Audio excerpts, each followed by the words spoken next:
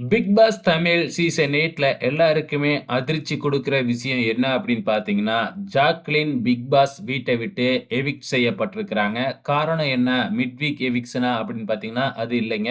இப்ப ஒரு டாஸ்க் போய்க்கிட்டு இருக்கு இல்லையா? மணி அதாவது பார்த்தீங்கன்னா, குறிப்பிட்ட டைம்க்குள்ள போயிட்டு பணத்த எடுத்துக்கிட்டு பிக் பாஸ் வீட்டுக்குள்ள வந்துட்டா, அவங்க கன்டின்யூ ஆகலாம். இல்லன்னா அப்படியே வெளியில போயிட வேண்டியது தான் அப்படிங்கிற மாதிரி.